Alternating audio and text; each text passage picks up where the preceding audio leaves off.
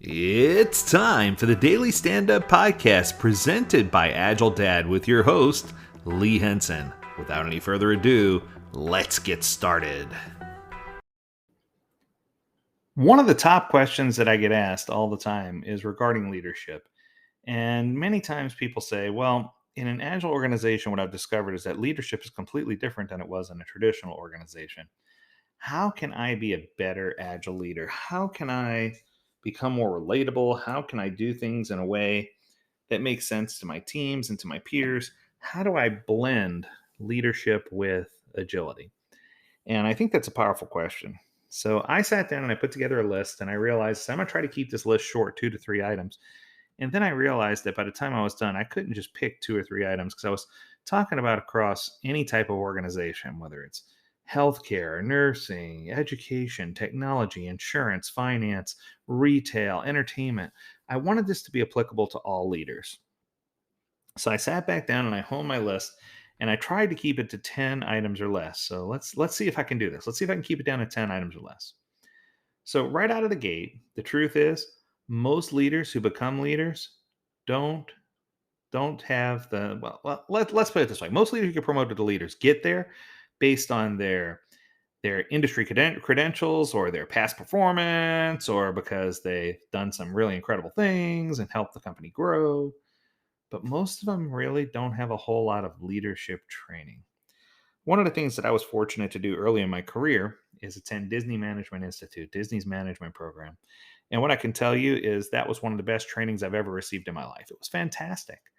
And it's something I'll never forget. And it's something that helped me really understand how to be a better leader. So I'm going to pull some information from that material and some content that I came up with on my own and put together a list for you. So, probably the most important thing that any leader can do is understand empathy and be an empathetic leader. Look, the truth is, you haven't walked a mile in somebody else's shoes. And sometimes, if you don't, I'm going to give you a quote. Someone told me this in class. They said, people don't care how much you know until they know how much you care. And I really do believe that's true. I think that people want to understand you and they want to appreciate you. But if they don't know that you care about them, then everything you're doing is pretty much for naught, right?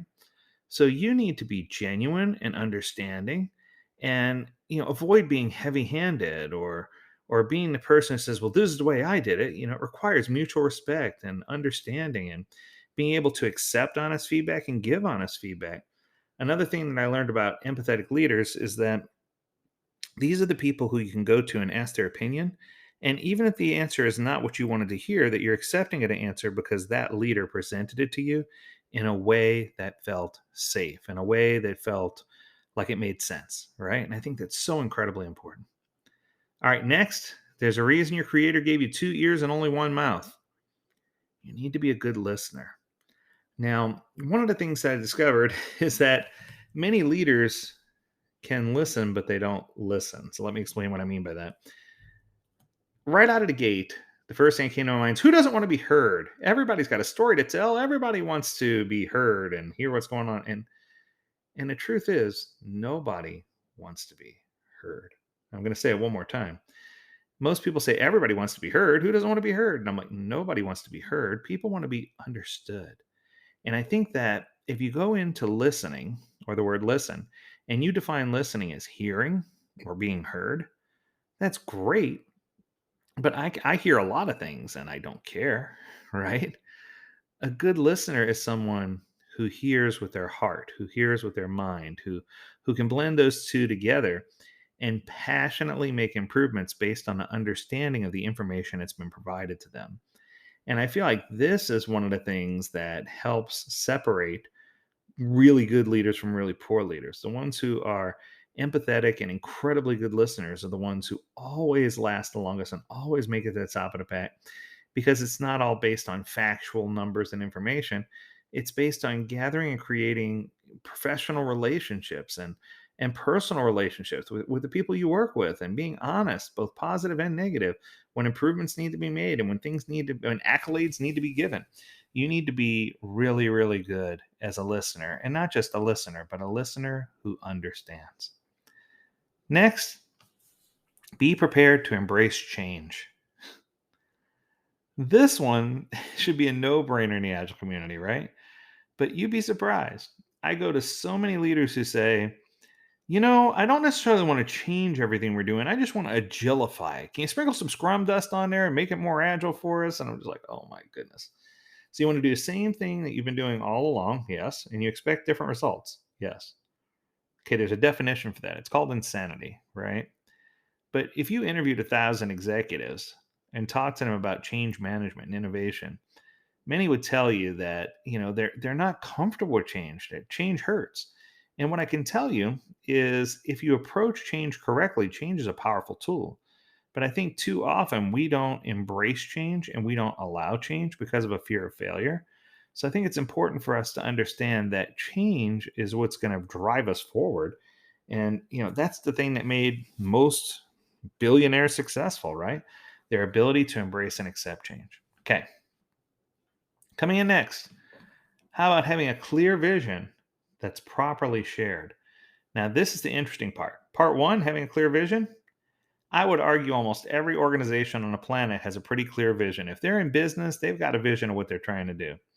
Now, how are you going to execute that vision? That's a different story, right? I think that sometimes we have that shared vision, but it's not permeated throughout the entire organization. I picture a soldier going into war in olden days with carrying a flag over their head, screaming for Narnia. I don't know, not necessarily for Narnia, but you get what I'm trying to say. They have a battle cry, and they know exactly what they're trying to do, and everyone in the organization's on the same page. Everyone's pushing in the same direction. Everyone's fighting the same battle. And I think that when you have that shared vision, that connectivity, that helps the organization grow, and it helps the leader be really good at creating ways to help support the teams. Okay. The next one's interesting. In order to be a leader, you must be in a position where you're helping uplift others to replace you at some point. In other words, you're developing your followers. Sounds weird, but if in order for you to be a leader, you have to have followers. If you were a leader with no one following you, then you're not a leader. Let that sink in for a second, right? But if you express gratitude and let them know that you care about their contributions, and if you show applaud their accolades, and be critical of the things you're uncertain of, and ask open-ended powerful questions, and give people a chance to really identify and think through some of the things they're saying and doing. What you'll see is, the more you give other people the credit and you take less of the credit, the better off the organization becomes. Because you shirk away all the credit and give it back to them, well, I couldn't have done this without the help of the team. The team, whether it's a team of senior vice presidents that are below you, whether it's a team that's actually executing a product or service, are going to become so much better at what they do, because you're allowing them to develop their own strengths and you're allowing them to grow. Okay, that's a good one. Next, I think that being a great leader really revolves around communication, and the way that you communicate clear expectations of what you want, and not just clear, but realistic expectations, right? I think it's just critical that instead of simply saying, this is what you're going to do, this is what the time allotment says, and this is how long we got, and this is what we're going to do, now go do it, right? It's important for leaders to really understand what needs to be accomplished to get the job done. Sometimes it's easier than you thought. Sometimes it's harder than you thought. Sometimes we can acknowledge that we have all the people we need and all the tools we need. We just need a little more time. Other times we need to say, "Hey, we're short here. We need this here, or else we're not." It limits our ability to be successful. And I think that most organizations don't really thrive on communicating realistic and clear expectations. Okay, coming in next. This one's one of my favorites. Learn how to handle failure. Now, somebody told me in one of my classes, FAIL is an acronym. And I was like, what? She said, yeah, it's your first attempt in learning. So I said, first attempt in learning. I like that, right? So failure isn't necessarily a negative thing. It's just one of those things where you said, hey, I tried, it didn't work. Let's try something new. And I think that if more organizations embrace that type of technology, or that type of thought process, or that type of whatever the case may be, right? That what'll happen is you'll understand that failure is part of creativity, and that as you continue to build things, that you're going to get to the point where the failures are going to yield successes. So instead of making it counterproductive and thriving and talking about, oh, how miserable failure is, If we took responsibility for the entire failure and take responsibility of our part in a failure and talk about what we're going to do to course correct to make it right, failure can be a powerful tool to help you get better. And then finally, last one, great leaders continue their education. Now, this sounds like a shameless plug, I know, and it kind of is. But in most organizations, when I go in and I ask leaders, when was the last time you took an agile class? Or when was the last time you sat down and learned what you're asking your people to do? Most of them say it's been quite a while, right? And I will go on record and say that if people see that you went in the trenches with them, if people see that you went to a 2-day class, if people see that you sat down and learned the same exact thing that they're learning, if people see that you became certified, you hold a lot more weight and a lot more clout in their eyes. It makes it easy for them to want you to be even more successful than you are. So for me, continuing education is critical in your path to becoming a strong leader. So continue that education, keep it going, take an agile class. More importantly, take a management class if you haven't taken one, right? Learn how to handle failure properly. Communicate your visions and expectations and make sure they're realistic. Develop your group of followers. Incorporate a vision that can be shared across the entire organization. Be a model of change management and understand that change is good, that change is not bad. Make yourself the ultimate communicator and listener. And finally, be an empathetic leader. I think that's a pretty good list. So that's going to do it for today. I hope this helps you. If you have a topic you'd like for us to cover, remember you can always email us at learnmore@agiledad.com. We want to remind you to stay healthy, stay well, and stay agile, my friends. Until next time, do take care.